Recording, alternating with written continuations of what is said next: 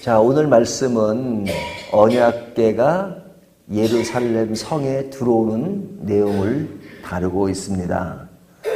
이 언약궤가 예루살렘 성에 들어오게 된 것이 얼마나 기쁜 일입니까?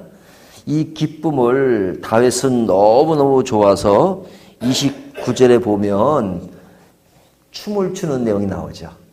거기에 언약궤가 들어오니까 그냥 기뻐가지고 춤을 덩실덩실 추는 그 내용이 나옵니다. 굉장히 기뻐하고 있습니다.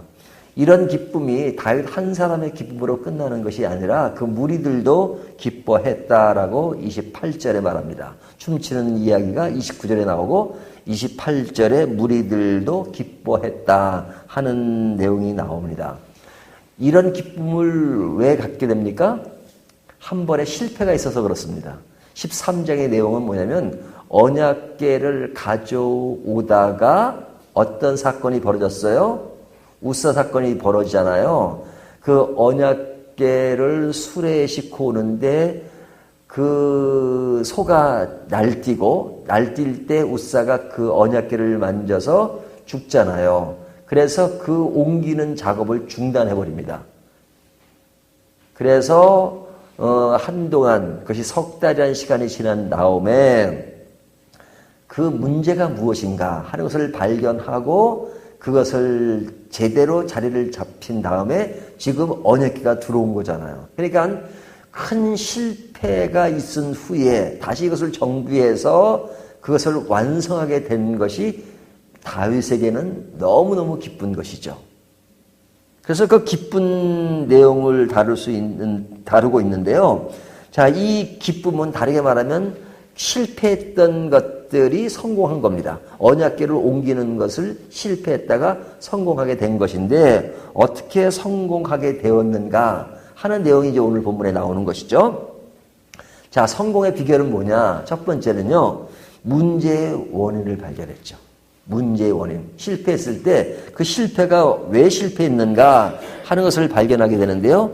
2절을 보면 다윗이 이르되 레위 사람 외에는 하나님의 궤를 맬 수 없나니 이는 여호와께서 그들을 택하사 여호와의 궤를 메고 영원히 그를 섬기게 하였음이라 하고. 자, 이 언약궤를 다윗이 가져올 때는 그 궤를 어디에 실었어요?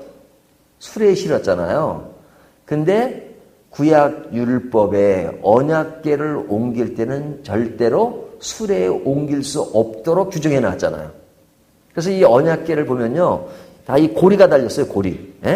고리가 달려서 고리에다 탁 이렇게 나무를 끼게 돼 있고 어깨에 매게 돼 있잖아요. 그래서 레위 지파 중에 그것을 나르는 그 사람들이 있단 말이죠. 그래서 성막이라고 하는 것은 움직이는 거잖아요. 성막은 움직이죠. 성전은 움직일 수 없죠. 성전은 움직일 수 없죠. 건물로 짓고 예를 들면 밝은 교회 예배당 옮길 수 있어요? 없어요? 뭐 심심풀이로 이런 어딜 가져가려 해서 이 밝은 교회를 주머니에 넣고 가져가는 게 아니잖아요. 여기는 고정된 건물이에요. 하지만 성막은 움직이는 거죠. 그래서 이동할 때마다 그 천막을 다시 접어서 이동하죠. 그러니까 늘 성막은 이동해요. 이동하니까 그 이동할 때 운반이 필요한 거죠. 그 운반 필요할 때 그 운반에 규례가 있단 말이죠. 그래서 예를 들면은 무엇은 누가 옮기고 무엇은 누가 옮기고 다 이렇게 분담이 돼 있어요. 그러니까 레위 지파 중에서 예를 들면 언약궤를 운반하는 사람이 있고 그 다음에 뭐 휘장을 운반하는 사람이 있고 다 정해졌다. 그 사람들 외에 그것을 운반하면 안 되게끔 돼 있단 말이죠. 근데 언약궤를 그냥 술에 담고 사람이 이렇게 메고 가게 돼 있는데 지금 다윗 때 이 언약궤를 옮길 때는 술에 싣고 왔단 말이에요. 그건 하나님의 뜻이 아니었어요. 근데 이 사람들이 왜 술에다가 실었는가? 블레셋에게 언약궤를 뺏겼을 때 그들이 돌려보내잖아요. 그랬을 때 수레에다가 실려가지고 보내거든요. 그들이 했던 것처럼 그대로 생각 없이 한 거예요. 하나님의 뜻을 생각하지 못하고 한 일에 대해서 그런 사건이 벌어졌다는 것을 알게 된 것이죠.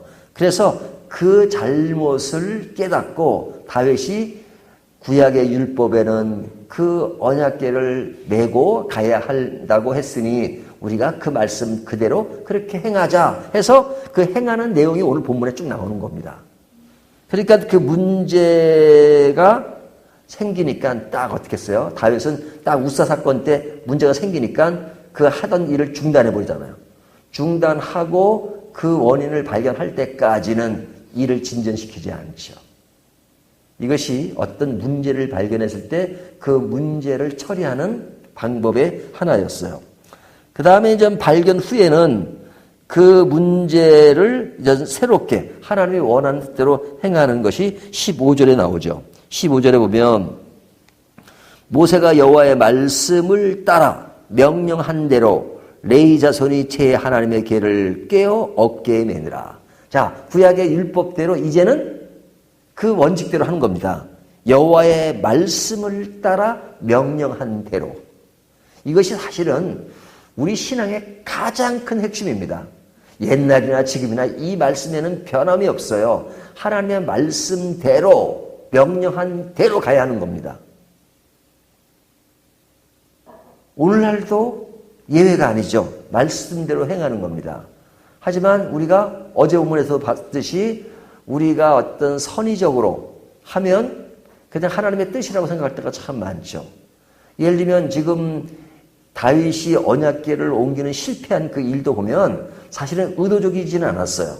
우사라는 사람이 그 언약궤를 만지긴 했지만 일부러 그냥 악의적으로 만든 게 아니잖아요. 소가 날뛰고 언약궤가 땅에 떨어지려고 하니까 그냥 만진 거잖아요. 그래서 죽어버렸어요. 그리고 옮기는 것도 악의적인 것이 아니고 그 옮기는 작업을 얼마나 그 기특한 거예요. 다윗이 왕이 되고 나서 언약궤를 옮겨야 되겠다는 생각, 그리고 그것도 옮길 때도 혼자 옮긴 게 아니라 그 백성들과 의논해가지고 그 하는 모든 절차 이런 것들은 다 선하고 또 그런 옮기다는 마음도 다 선한 거예요. 그럼에도 불구하고 이런 사건이 벌어졌잖아요. 그것이 하는 동기가 선했지만 그 일이 실패한 이유는 하나님의 말씀과 명령을 순간에 잃어버린 거죠. 그들이 행하는 모든 상황은 늘 생활 속에 선한 것이었지만 말씀을 잃을 때 이런 일이 생길 수 있다는 거죠. 그러니까 말씀을 따르는 것, 우리가 늘 관례적으로 행하는 일을 할지라도 늘 말씀으로 점검하는 것, 그것이 중요하다는 것을 보여주고 있습니다. 그 다음에는 이들이 이제 그런 문제를 발견하고 그 일을 실행할 때는 어떻게 합니까? 굉장히 기쁨 속에서 행하죠. 16절 보면 다윗이 레위 사람의 어른들에게 명령하여 그의 형제들을 노래하는 자들로 세우고 비파와 수금과 재금 등의 악기를 울려서 즐거운 소리를 크게 내라 하며, 자, 이들이 그런 가지고 있는 악기 소리를 크게 내죠. 그래 완전 축제의 분위기죠. 이 축제의 분위기라는 오늘날로 말하는 이 축제의 분위기를 오늘날은 찬양한다래. 찬양하는 겁니다. 이 찬양은 어디서 나온 것이냐? 자신감에서 나온 겁니다. 어떤 자신감? 하나님의 명령대로 수행할 때 오는 자신감. 이들이 이미 실패했기 때문에 좌절할 수 있어요. 그래서 기가 죽을 수 있어요. 하지만 기가 죽지 않고 우리가 실패는 했지만 그러나 다시 문제를 발견하고 이 일을 아주 담대하게 확신 있게 해나가는데 그들의 찬양 소리는 더 커지고 기쁘게 행할 수 있는 거죠. 그래서 이 일을 담당한 862명의 사람들이 나오고요. 그 다음에 자신들이 잘못했지만 그 잘못을 뉘우치고 이제는 확신 있게 나가는 것. 우리가 죄인이잖아요. 하지만 예수 그리스도의 십자가를 통해서 예수님의 그 십자가 사랑, 하나님의 사랑으로 말미암아 우리가 용서를 받았잖아요. 그러면 지금은 자꾸 죄 가운데만 머무르면 안 돼요. 우리가 시시때때로 하나님 나 죄를 용서해 주십시오 이렇게 고백할 수 있죠. 하지만 늘 그 죄 속에서 사로잡힌 것은 은혜를 깨닫지 못하는 거죠. 어떤 분은 기도할 때 보면 1년 내내 맨날 죄만 용서해달라고 그래요. 용서. 하나님이 야 용서는 다 해줬는데 맨날 용서해달라고 그러냐. 그렇죠? 그러니까 은혜 속에 새롭게 되는 것은 감사하면서 내가 순간순간 하나님의 뜻을 저버리는 것에 대해서 하나님 내가 이렇게 부족해요, 잘못 이렇게 고백하는 건 너무너무 아름다운 것이죠. 하지만 늘 그냥 죄 가운데서 벗어나지 못하면 구원의 감격을 누리지 못하는 겁니다. 구원의 감격은 누려야 돼요. 내가 잘나서 구원받은 게 아니에요. 내 죄를 내 스스로 해주는 것이 아니에요. 내가 조금 선하게 행동하면 하나님 내가 이 정도 좀 잘했죠? 내가 볼 때 잘한 거지. 하나님이 볼 때 그게 그거지. 예?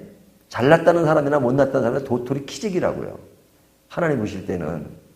그러니까 하나님의 은혜에 늘 감사해야 돼요. 기뻐해야 돼요. 우리의 삶이 즐거워해야 돼요.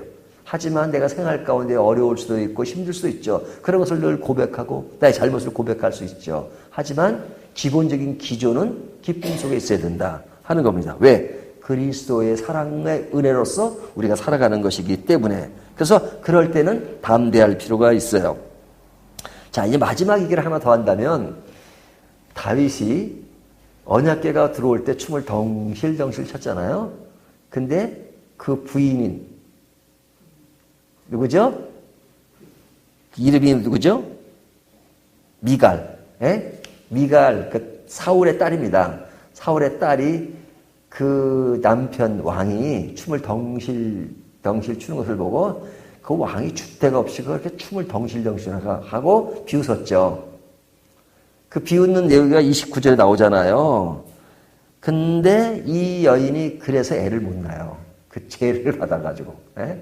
근데 다윗이 춤을 추는 것을 보고 좀 채신머리가 없이 뭐 보였지만 사실은 다윗의 그 마음을 모른 거죠.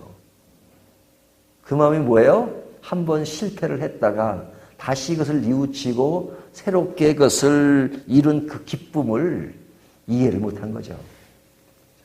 얼마나 기뻤으면 다윗이 언약궤를 옮긴다는 것은 내 삶에 내가 왕이 돼서 내 중심에 하나님이 되겠다는 그런 마음으로 이 일을 한 거잖아요. 그래서 실패를 했어요.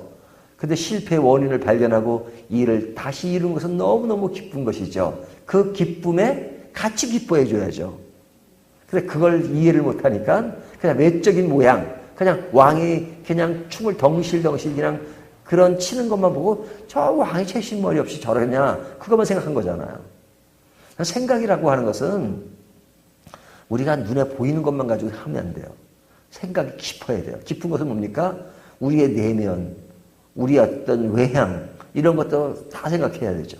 하나만 생각하고 하나에 딱 그 못이 박힌 사람들은 하나에 때문에 다른 것이 다 희생될 때가 너무너무 많아요.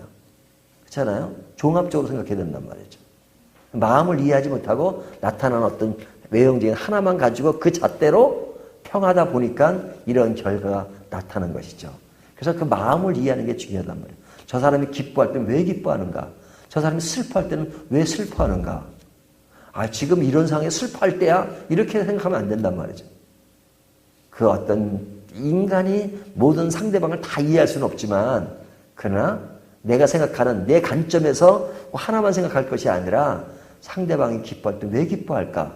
나는 기쁜 일이 아닌데 상대방은 슬플 때 왜 슬픈가? 나는 슬프지 않은데 내가 슬프지 않으니까 다른 사람은 다 슬프지 않아야 되고 내가 기쁘지 않으니까 다른 사람은 다 기쁘지 않아야 된다. 그러면 안 되죠. 그렇죠? 내가 기쁜데 상대방이 슬퍼요. 그러면 내 기쁨을 자제할 필요가 있죠.